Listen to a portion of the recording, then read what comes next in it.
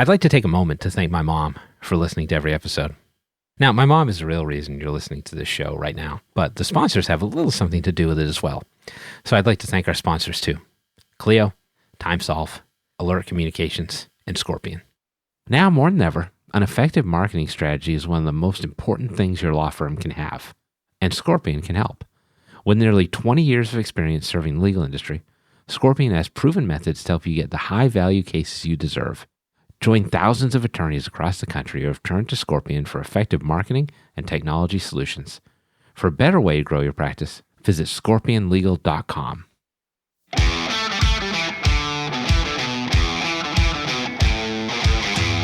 It's the Legal Toolkit with Jared Correa. With guest Shawn Hill.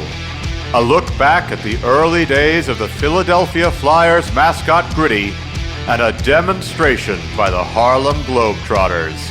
But first, your host, Jared Correa.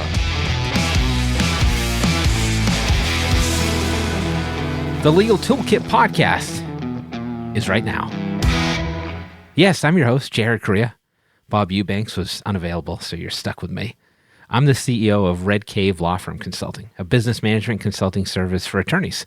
Find us online at www.redcavelegal.com. I'm the COO of Gideon Software Inc. We build chatbots so law firms can convert more leads. You can find out more about Gideon at www.gideon.legal. Before we get to our interview today with Shawn Hill, I wanted to discuss something that is vitally important to me, but probably inessential to your own life. Let's talk about Adam McKay's new show on HBO about the Showtime Lakers. Now, don't rush to your local streaming service. It's not out yet. But if you don't follow basketball already, this is going to be a series about the Lakers teams from the 1980s that won 5 championships. It's got some A-listers in the cast already. You're looking at John C. Reilly, who's going to be playing Jerry Buss, the Lakers owner. And Adrian Brody is going to be Pat Riley, who was the coach of the team. He replaced Paul Westhead. It's just too bad that Pat Riley's a sniveling weasel and that Jerry Buss's stupid mustache is probably the most impressive thing about him. I'm sorry. It's true. I fucking hate the Lakers. I still have an I Hate LA t-shirt from the 1984 playoffs hanging around here somewhere. And if you're from the LA area, I apologize that you have to follow such a shitbag team. What may surprise you is that as a middle-aged white man from Boston, I really love the Boston Celtics, particularly Larry Bird. In fact, he's my favorite all-time basketball player. Now, don't get it twisted. I'm not saying that Larry Bird is the best basketball player ever. Take a look at Bill Russell's track record sometime. He makes Tom Brady look like a chump. You could argue that Magic Johnson was a better player in their shared era of the 80s, and Michael Jordan had more titles and was probably more skilled. No, what I'm saying is that Larry Bird is my personal favorite basketball player. I love the work ethic. He's out there shooting hoops dramatically in the Indiana dusk. I love the hard luck story. His dad committed suicide when he was really young and his family was very poor. I love that he didn't care at all about the press or recognition. When he left Indiana University on a scholarship, he became a garbage man before he went back to college to play for Indiana State. I just love everything about Larry Bird. And as I deliver this monologue, I'm looking at a signed Larry Bird Indiana State jersey that hangs in my office. So this is the real deal. So I thought this might be a perfect opportunity to tell some Larry Bird stories because it's my podcast and not yours. And that's what I'm going to do. As it turns out, Larry Bird's greatest game may have happened in college. In the 1979 Final Four. In the semifinal game against DePaul University, where he was triple teamed the entire time, Larry scored 35 points, 16 rebounds, and 9 assists, almost triple-doubling, while shooting, by the way, over 80% from the field. And the Indiana State Sycamores, yes, that was their team name. They've never done anything since. I can't imagine why you would know that. They won by 2. And that Indiana State team had one other player that made the NBA, and he was a journeyman for 5 years. That team was bum sauce outside of Larry Bird. He carried them all season. And they were undefeated up into the final game of the NCAA tournament when they lost to Magic Johnson and Michigan State. But in the process, Johnson and Bird saved college basketball and then just went ahead and saved the NBA too, for good measure. In 1985 against the Atlanta Hawks, Larry Bird scored a Celtics record 60 points and was lighting up the Hawks so badly that the end of the Hawks bench started cheering for him. They were fined. In a 1985 game against the Portland Trail Blazers, Larry loved to torture the Blazers, by the way. He put up a triple-double with his left hand. He was right-handed. When, after the game, he was asked about it, he said that he was saving his right hand for the Lakers. During the 1986 All-Star Game, the league held its inaugural three-point contest. Larry comes into the locker room and asks everybody who's going to be finishing second. In the final round, he had already won before he got halfway around the court and raised one crooked finger in the air after nailing his last shot. In the 1988 event, by the way, he won the first three-point contest at the All-Star Game. He didn't even bother to take off his warm-up jacket. Larry Bird would also tell other teams the play that was coming, daring them to stop him. On a West Coast trip in 1986, Bird told the entire Dallas Mavericks bench that after the timeout, Danny Ainge was going to inbound the pass to Dennis Johnson, who would then hit Bird in the corner, where he would step back and take a three. And he went over to the Dallas bench and he said, "You got that? I'm going to stand right here. I'm not going to move. They'll pass me the ball, and the next sound you'll hear will be the ball hitting the bottom of the net." And that's exactly what happened. Larry Bird hits the shot, winks at the Mavericks bench before heading back down to the other end of the court. After the Pacers' Chuck Person suggested he was going bird hunting for a game against the Celtics the day after Christmas, and the Pacers subsequently lost by 20 because Chuck Person was an asshole, Bird had a holiday greeting ready. Merry fucking Christmas. When he was on the Dream Team in 1992, when he could hardly even play because his back was so bad, they were signing balls for autographs in a hotel room in Barcelona. And the equipment manager came in and rolled the balls over to Larry, and he said, "What's the quickest anybody's done this?" And the trainer said, 8 minutes to 20 minutes. And then Bird said, "I'm going to be the fastest." So he signs the balls, throws the last one over, and he said, "How long did it take?" And the guy said 4.5 minutes. Now, do yourself a favor this weekend. Watch the documentary Larry Bird, a Basketball Legend. It was from 1991. It's narrated by Daniel Stern, who played Marv in Home Alone. And the whole thing's available on YouTube for free. You won't be sorry. Well, you won't be as sorry as Xavier McDaniel. Stay tuned, because we're about to bring out our next guest on the sports show. It's Shawn Hill from NiceJob, who was also on the marketing team when the Philadelphia Flyers hockey team launched their mascot, Gritty, whose initial reviews were poor to middling. That's next. But first, let's take a moment to listen to the Clio Legal Trends Report Minute. Did you know that in 2020, over 50% of legal professionals worried about the success of their law firm? To think that over half of the legal service industry has experienced such duress should be raising alarms. I'm Joshua Lennon, lawyer in residence at Clio. The good news is that industry data shows law firms are as busy as ever with new casework. The bad news for most lawyers is that billable earnings continue to be down by 6 to 8%. Clio's Legal Trends Report, based on data from tens of thousands of legal professionals, shows some lawyers have managed to earn $37,000 more than others. What are they doing differently? They've been using 3 key technologies: online payments, client portals, and client intake solutions.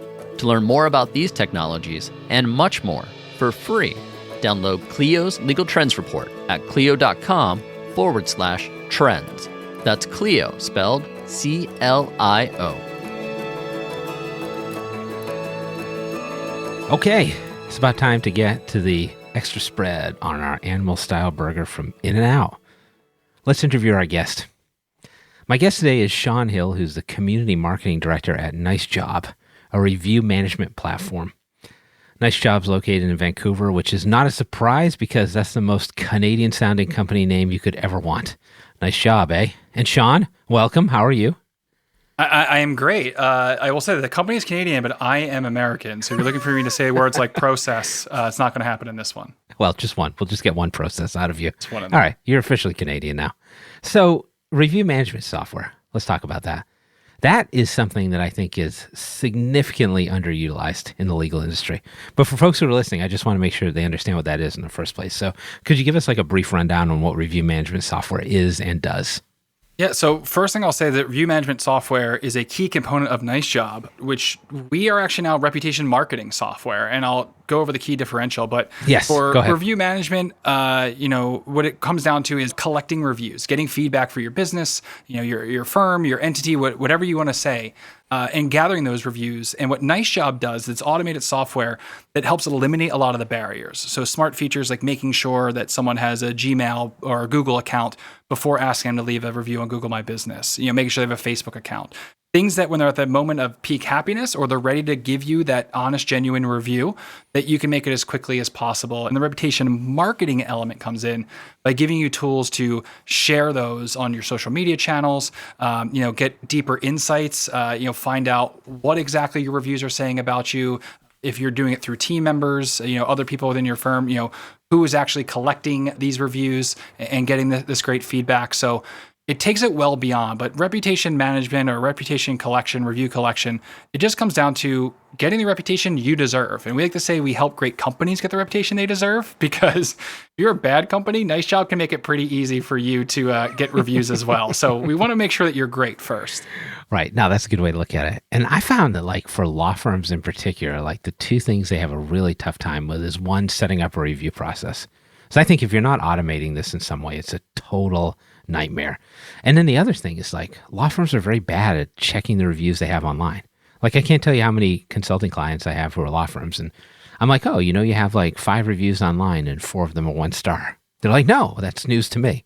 So I think a couple items there that you talked about. One is understanding what your review position looks like online in the first place, and then creating a process that probably doesn't exist from scratch. Yeah, and we, at NiceJob have an integration with software, say like Clio, where it's fully automated. So you're working within Clio, and it'll trigger, NiceJob's review campaign. And then the dashboard within NiceJob itself, if someone leaves a review, they don't go through a NiceJob link, they don't respond to the text or email that we kind of sent out, they just go leave it organically on their own. NiceJob pulls that in and allows you to use that for marketing assets. And like you said, kind of monitor it along. So you have, your review collection, your reputation monitoring, and then ultimately the marketing element. But the biggest thing that we hear when people are like, well, I don't want to beg for reviews, I feel like I want to earn it. And Right. The counter argument to that, or the response to that, is like, well, this is the process to leave it. Again, like, you're still doing the work. If you want to get really good detailed reviews, is you kind of need to prepare the client throughout the process to set them up to let them know. And often I would say, especially in the legal community, is that we did hear a bit of, all right, is it down to case won, case lost? When we talk about home service professionals, which is a big part of our market, it's about like setting the right expectations. But again, you can get a review on any part of the process. So you could ask for a review, and if you've been telling them like, hey, we're going to try our best on this case, we want to get this settled for you, we want to get you the best result possible, but what we really want you is to feel comfortable throughout the whole process, that we're listening, we're communicating. You plant that seed like, hey, this is the feedback we want to hear, and it may not go their way in the decision, but if the rest of that, you met that expectation, you'd be surprised how many people leave a 5-star review saying, you know what? I called them. They always answer the phone when I called, and they always did that. Like, they'll spout off. They'll explain what part was 5 stars, even if, in the end, there might be something that they wish went a little bit better. So it's completely possible to build a reputation, even in a complicated business. I know plenty of lawyers who have lost cases and got positive reviews. I think most lawyers would agree with you that it's won or lost, but that's not the case in practice. I mean, when I was practicing, I had a bunch of times where I lost a case. And I remember I was doing Social Security disability for a while, and I had this lady, and like, she lost a case, and it was not going to be great for her and her family. And they made cookies for me and brought them to the office like a week later. And I was like, wait, you don't understand. We didn't win. And they're like, oh, we know that you worked really hard on that. And I think a lot of lawyers don't see value in that. They just see value in, did I have a positive result or not? But there's much more to it in terms of your brand. That's what I'm saying. It's a self-limiting behavior. So, it's not you begging for a review, and it's not, making sure that you're always kind of buttering him up enough. Like, it's getting honest feedback. Even negative reviews, you said the example of you have 5 reviews and 4 are negative. Within NiceJob, you have the ability to reply to, something like a Google review right in the app. So you don't have to go, a billion places to leave a review. Is sometimes those bad reviews, it now is putting the microphone in front of you. How do you respond to those sort of things? What can you kind of explain? And sometimes it's putting out there, like, obviously you're not sharing exact information about the case or things like that, but saying like, we we're sorry that you kind of feel this way. We would love to hear any feedback regarding, A, B, and C. Or even just saying, thank you for this. Like, we're always constantly striving to be better. But also, if you're asking everybody, I doubt that firm just had 5 clients. But if you're asking everybody, chances are you're still going to get those 4 1-stars. They might still sneak through. But now when it's 300, Jared, I'm sure you're familiar with the uncanny valley when it comes to CGI. When things start looking at too real, people don't like it, makes them uncomfortable. Well, it's the same thing. Right. If you have only 5 reviews, whether they're 5 5-stars or the 1 5-star, the 1 4-star, is people think it's such a small segment. They don't kind of believe it. And if you have 100 reviews and they're all 5-star and you're 5.0, the data actually kind of shows that becomes a little bit unbelievable as well. The ideal number is to constantly, every time they check back, to have that number go up. Because if you're a 5.0 and I check and you have 120 reviews, and I go back the next day and you have 123 reviews and you're still at a 5.0, or even if one of those bad one goes in, that shows you're relevant for the search engine optimization, all that element of it. But from the human element, the social proof element, it shows that, people really are talking about you and they really do like what you're doing. Yeah. I like this other notion that you brought up, which is like looking at specific aspects of a case, right? So I think we talked a little bit about this when I was on your podcast, which is like, if you're an attorney, there are certain expectations that consumers are going to have. Maybe that you're expensive, maybe that you're difficult to work with, maybe you don't communicate with them. So you can angle a review to say, hey, I thought it was going to be really expensive to work with an attorney. It wasn't as much as I thought. I thought the attorney was never going to get back to me. They were really responsive. That type of thing works across industries probably, right? Oh, for certain. We talk about preparing someone to leave a 5-star review. And, part of it, as I mentioned, is the easy process through NiceJob. And the way NiceJob works just functionally is it starts with a text message that's instantly set as soon as you ask for a review. Then it'll follow up with up to 3 emails if necessary. So once someone leaves a review, it takes them out of that campaign. They don't get any follow-ups. But if they need to, and we change the tone of each of those messages. So the first one's the moment of, peak excitement. Hey, our business is done. This is great. Like, I hope you would leave us a review. And the second one is like, hey, hope you're still feeling good about what we did. The third one is, we know life gets in the way. And the fourth one is like this follow-up, right? This personal message, we call it. That really says like, hey, we always strive to go forward, the exact tone in there. And what we found is that what we see in the first review is always the overexcited, oh my God. And sometimes we see the excellent, love it, with 9 exclamation points. But around the third and the fourth, sometimes we see a little bit more detail in the review. And we also know other people that have gone that say like, hey, from second one, like I mentioned earlier, we want you to feel comfortable. We want you to feel that we are attentive to your needs. It's almost like setting up, going back to the wins and losses thing, is tell them what's important to you, and that's what they'll respond with. But then it also gives you a good idea that if you're talking about, promptness, and then you ask for a review and they don't talk about that at all, maybe that's not important to your clients. Now it's not saying like, all right, well, now it can be late, but it's saying like, okay, well, maybe your marketing or maybe your initial pitch, maybe your consultations need to focus a little bit more on some of these other elements. But throughout the stage, there's plenty of opportunity to say, hey, we want to know how we're doing as a whole, not just a win or loss. But tell them what's important to you, listen to sort of their feedback, and you'll be able to kind of guide them along. And you'll be surprised of how, just 5 stars with no detail does help you. But 4 stars with a ton of detail might actually be a bit more helpful. So let them know what's important to you, and they'll tell you back. And then the fact that you're making the process easy, just naturally will give them more time to write more. Yeah. Now, I like this idea of taking data and information you gain from reviews and actually using it to influence your business practices. Like, I'm a big believer in data analytics. For law firms, they don't use data enough to make decisions. But this is just one of those buckets where you can gather useful data and run your law firm more effectively than you have before. And I probably shouldn't say this live on this podcast, but you can get away with a lot, even if you're a bad attorney, if people like you. That's true. Yeah. Well, that's a big part of it. People will sign on to do business in any sort of entity for a variety of different reasons. And we always talk about with social proof, the psychology behind it is if you're hearing a lot about a law firm, a business, what have you, you're hearing a lot about something, the top 2 reactions are, okay, they seem to be the best, I'm going to go with them. The other one is the oppositional defiant thing, which is like, all right, I'm not, everybody uses that person or whatever. And so how do you marry that? Or where you marry that is that people want to always feel safe and smart in their decision. And so they want to make the decision knowing that at the very least they can go, well, they had good reviews, I booked them because that's why. But they also want to go of, I need to find out for myself.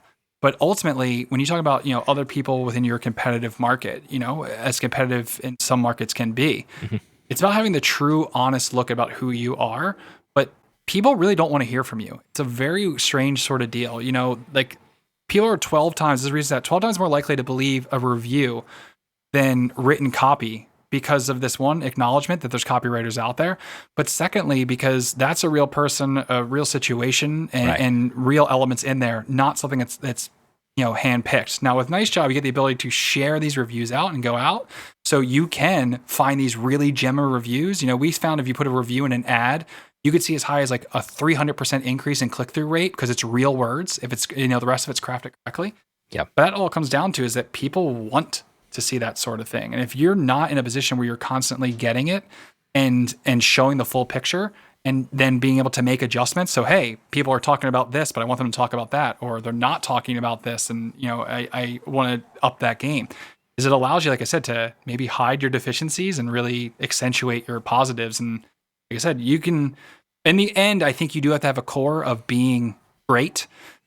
It doesn't mean you have to be the best one to ever to do it. You just have to be client focused, customer focused. You have to really kind of care. You have to really kind of be in there. If you're scheming and greasy, that might catch up to you.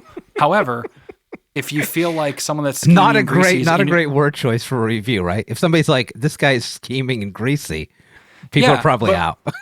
Well, yeah, exactly. So that's bad for you. But I'm saying is that if you have someone that is that in your market and you can't figure out why you're not getting more than they are, it's probably because they have ruined the reputation for your entire market. So you need to go out there and not only get the reputation you deserve, but perhaps spread that out and say, hey, there are good lawyers in this town and there are, good people that are looking out for what you need. I get a common question from lawyers all the time. And that is lawyers are obsessed with bad reviews. As I think a lot of business owners are, right? You get 700 5-star reviews, you want 701. So what do you do with like a really bad review? How do you respond? Should you respond? I always get this question. So somebody like you who deals with reviews all the time, what tactics do you see that are viable? So two main things. One is learn from it, right? The way to stop a bad review is to find out why it's a bad review. And it doesn't need to be a drastic change. I say that bad reviews 99% of the time come from failure to meet some sort of expectation. Now, that expectation could be unrealistic.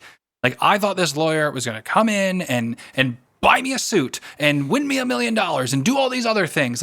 And that didn't happen. 1 star. So when you're replying to a review is you never want to really get defensive or, kind of he said, she said, that sort of back and forth. What you want to do is explain your process, explain your methods, and explain what you would do at a very high level if they gave you a second chance. Because people want to see the fact that maybe perhaps during the whole process that they can challenge what you were saying. No one wants to hear like, hi, I'm the expert in this matter and I will hear nothing else. They want to connect with people that think they might be wrong. So you should reply to every review, including the good ones. Keeps a personal touch, shows that you're engaged, shows that it's not just something you're putting out there for marketing elements, it's an actual feedback channel. On the bad reviews, you want to respond. You don't want to get combative. You want to try to take it offline, as we generally sort of say. But you want to show everyone that's looking for a future review that old tactic of, well, I look at the top 3 good reviews and the top 3 bad reviews. So people are going to see it.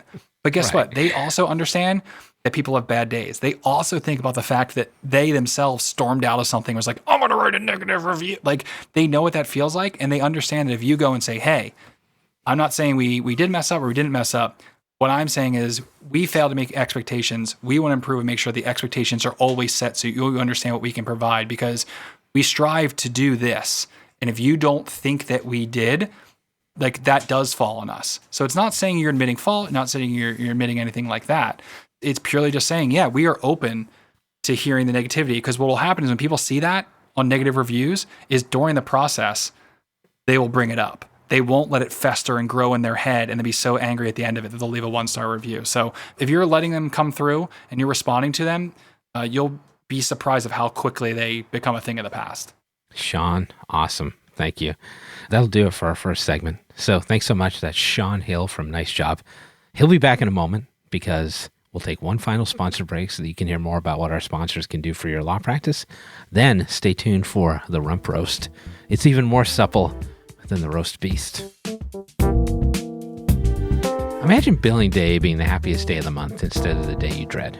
Nobody went to law school because they love drafting invoices for clients and chasing overdue bills. At TimeSolve, our attorneys have the tools to achieve a 97% collection rate. That means more revenue for the same work and turning billing day into happy day. Learn more about how to get to your time and billing happy place at timesolve.com. As the largest legal-only call center in the U.S., Alert Communications helps law firms and legal marketing agencies with new client intake. Alert captures and responds to all leads 24/7, 365 as an extension of your firm in both Spanish and English. Alert uses proven intake methods, customizing responses as needed, which earns the trust of clients and improves client retention. To find out how Alert can help your law office, call 866-827-5568 or visit alertcommunications.com/LTN. Welcome back, everybody. Here we are at the rear end of the legal toolkit. I like to call it the Rump Roast. It's a grab bag of short-form topics of my choosing. Today, we're going to talk about the Philadelphia Flyers mascot, Gritty. Philadelphia Flyers are a hockey team, in case you weren't aware. Shawn, you know a little something about Gritty, right? Yes, I know a lot about Gritty, more than anyone should know, and some would say perhaps only slightly less than Gritty himself. All right, I want to get to the story of Gritty here, but let me start with the response. So, as you know, and as we talked about, when Gritty came out, some people were decidedly not into it. Now, I want to tell people this will have a happy ending, but let me read to you some of the original impressions that people tweeted about Gritty. Some of the stuff that came out about Gritty was fairly nasty to start with. So I just wanted to read you some of those just to get your sense of how you were feeling when this came out and then how things turned around almost instantly. So when the mascot was introduced, the Pittsburgh Penguins account tweeted LOL okay, that's rough, man. Got the team in the same state. And then you guys responded back. Do you remember what your response was? Sleep with one eye open, bird. That's correct. That was great.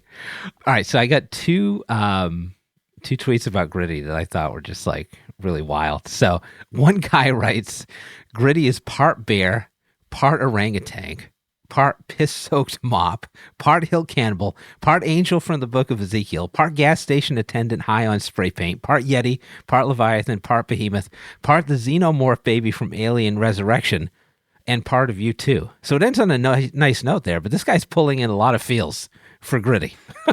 Yeah, and we actually went on Maury, and it was determined that wasn't a lie. So that's good. It was an accurate tweet on that part. And then some other woman wrote, fire everyone in your marketing team and also anyone that thought Gritty was a good idea. This in no way makes anyone fear our team. This will give adults and children horrific night terrors. Thanks for making the Philadelphia Flyers the laughingstock of the NHL. Also, really rough take there. And I think a little over the top as well. All those tweets were expected. It's exactly I was going to ask. Yeah, okay. Yeah. Yep. And so that Penguins one you bring up, though, that's the hinge point. But but what exactly would you like to know about the response? Well, here's the thing that I find really interesting. Mascot comes out, right? Some really nasty responses out there on social media. A lot of people are probably thinking what did we do? And then it almost instantaneously turns around. So can you talk about how that happened? Yeah, so I will lead into that. I definitely will answer that question because it's a very interesting thing about the origin of Gritty. Yes. There is, I made a joke about Maury earlier, but to really go with the Gritty story, to use that Maury perspective as the father, not the father episodes, is the only part where the analogy falls through is a lot of people be considered the father, right? Yes. But what it is that everyone in there that was involved in the creation has a part of their story, as you see in a Maury episode, where they're claiming not to be the father. Or some people are like, I want to be the father. And other people are like, I may be the father. I may not be proud of it. But if it comes out, Maury, that I'm the father, then I'll be involved in this kid's life. Right. So I can tell you, I was one of those people that wanted to be the father, wanted to be a part of it. And the night before we debuted Gritty, we took him to the Please Touch Museum in Philadelphia. We had a bunch of kids out there ready to introduce mascot. The night before, it was myself, maybe two other people that were like, this is going to work. It's going to be like, we all knew it was going to be bad at first, but then we're going to were other people like backing out originally? And you were like, no, this is going to be fine. I can tell you right now is that there were some people that were begrudgingly part of this project they were like, they thought what that last tweet you read is they were like, people are going to hate us. They're going to hate what we did. Right. It's going to be a failure. We're going to see this year after year on list of worst ideas. Those same people that were trying to distance themselves away from this have recently appeared in magazine articles about how they're a part of the creator, have recently appeared like that. It was so quickly how much it changed. And I was told, and not a name drop because I don't think everyone really knows him, but it was Sean Tilger, who is one of the higher ups really part of this. And he pulled me aside at one point and said to me and another person, he's like, whatever happens here, it's up to you guys to keep it going. Like, you are going to have to keep executing this. So if everyone in the world hates it and it never turns around and never gets great, just so you know, we got 44 more games on the schedule and you got to figure out what we're doing. And you're like, so, great. Yeah, but because of that, that's why I kind of had faith in it. So what we knew was going to happen is, and to set a little bit more perspective for those that are not familiar with sports, is in Philadelphia is also the Philly Fanatic, the mascot of the Philadelphia Phillies. The original performer, and usually don't talk about mascot performers, but the original performer is a man named Dave Raymond. Dave Raymond was part of consulting with Gritty and that creation, things like that. So you already had the expert. But one of the key things that came out is, just like actors, you never want to work with like Santa Claus or puppies because you'll never get top billing with those two. It was the same sort of thing of everyone's going to compare it to the Philly Fanatic. So if we try to put out something that's like Philly Fanatic light, it won't work. If we try to go too obscure the other way, it won't work. You have to acknowledge the fact that in the city of Philadelphia, with that mascot there, that it's almost this thought of like, well, that's what mascots look like. So a lot of people have said it. Two people was like, Gritty just looks like a cracked out Philly Fanatic. And it's kind of right. It's kind of true. Is you needed something You're like, we're almost there. Yeah. But you needed something that matched that sort of like overpowering. Like, his name is the Philly Fanatic. He embodies the fanaticism of. So with Gritty is okay. So he embodies the grittiness of the city, but it should be large, should be great. He should, like, the Fanatic looks great in every photo he takes. Gritty should look the opposite. The eye should be in this direction, things like that. And we also went down to behavior. So whereas the Philly Fanatic will always say, or try to find the positive spin and things like that, Gritty will kind of always go a little bit more extreme. So it was always of like, if every response was dialed up to 11, that's Gritty. Whereas Fanatic kind of works up to it. And the funniest part is with the Fanatic is people forget, like, he used to be all on Tommy Lasorda and things like that. Like, Fanatic didn't have an edge. But he did kind of get after it. He did push it. And we want to take Gritty that much further. But we knew everyone was going to hate him. We knew it. And we knew everyone in Philadelphia was going to hate him. And all we needed was for one person to have the cojones to come at us. And if we nailed the response there, then we had it. And it was that Pittsburgh tweet. We can make fun of Philadelphians. You can't. Yes. And that's what it was. And I don't want to take credit for that tweet response. Full credit to, I want to say it was Lauren Robbins and Christina Mina and a couple other people there. That was a perfectly crafted tweet with Bird in there, everything like that. But that was the hinge moment. But we knew. I knew it would work, but I also knew that there was going to be, hopefully, I thought it would be like a little over 24 hours. It was much less than that. But I thought it'd be 24 hours of everyone being like, what did we do? This is terrible. But this thing has exploded even further. So I think it was 2018, right? Early 2018 that Gritty was introduced. Yep, fall 2018 is when it came out. And you were the guy who walked him on stage, right? The first time at the introduction. Is that right? Yeah, so at the introduction, like I said, the night before, we rehearsed it, we blocked it out. I worked with Gritty on, Gritty was concerned about how he should walk and how he should kind of act and things like that. We blocked it all out. We wrote this great bit. They had this really goofy backstory prior, which thankfully got lost in the whole explosion. But what came down is that I ran behind the stage. Gritty and we hopped in this thing called the Ultimate Souvenir Vehicle, which was like a lawn cart with a big T-shirt Gatling gun on the back. And I drove him in. He comes through the smoke. He appears on stage, and we introduce it. And Dave Raymond said this, and he's right on. It was doing an unveiling in front of a bunch of kids of something that looked like that. The kids were all on their feet. They were cheering. They loved it because we built it up in such a sort of way. And that was another indication to me, like, hey, this is going to work. We just got to get through this period where everyone hates on Philly, but that happens all the time. You're like, this is like Tuesday from Philadelphia. Yeah. I have a great picture standing next to Gritty on stage. And one, you see a lot of the similarities build and personality per se.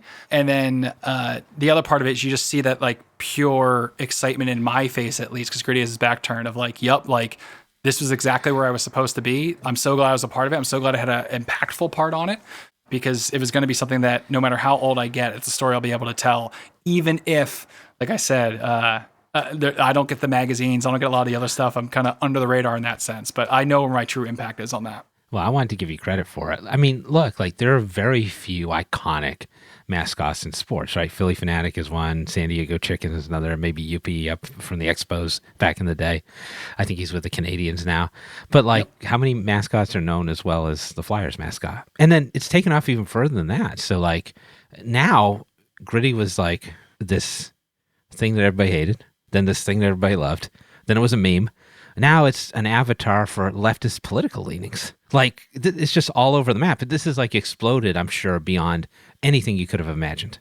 Yeah, no, I mean, definitely more so than that. Smart play that I want to say, and it might be intriguing to the legal community out there, was the discussion, and I wasn't fully involved in this, but I know where I kind of ranked to give my input of, all right, when people start using the image of Gritty, how much should we crack down, right? Yeah. Because he could end up in real situations. And kind of laissez-faire with that, because it made it that much more of a thing. Gritty became the mascot of the people.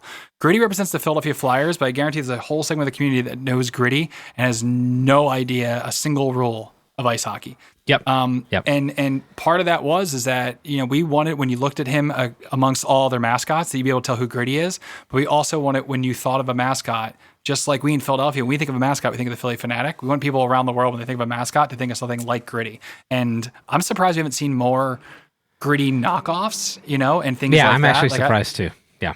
Yeah, but part of it is because and I know what this is going to sound like, but it is true. I'm sorry, everybody, but like, it's because it's really a Philadelphia thing. Like, to celebrate something that's kind of like its own unique sort of deal, its own little brand of weird. Like, I know Portland's weird, I know there's plenty of other cities that have their weird identities, but Philly just has this real authentic, like, you can only really explain it by being like, that's that. And that was a spirit we tried to capture.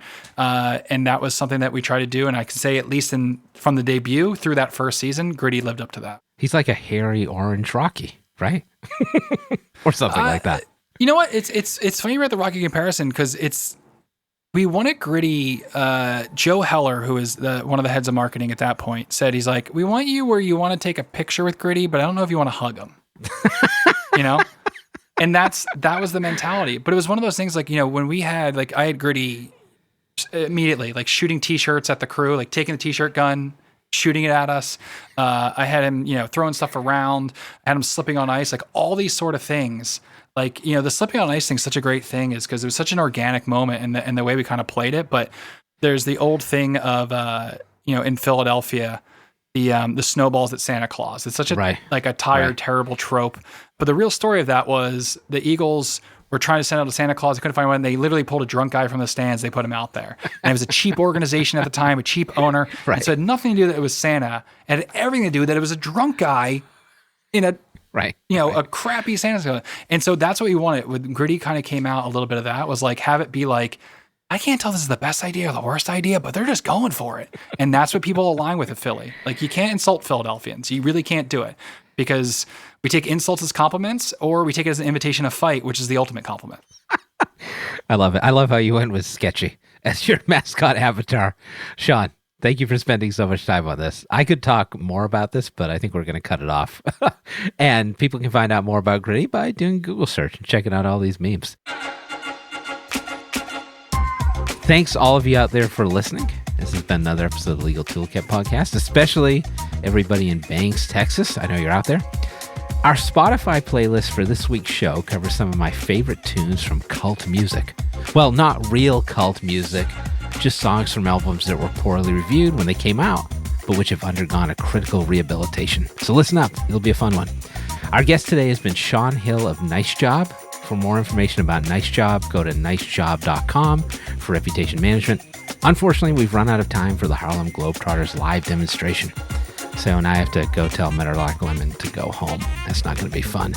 Now that'll do it for another episode of the Legal Toolkit Podcast, where my milkshake is better than yours.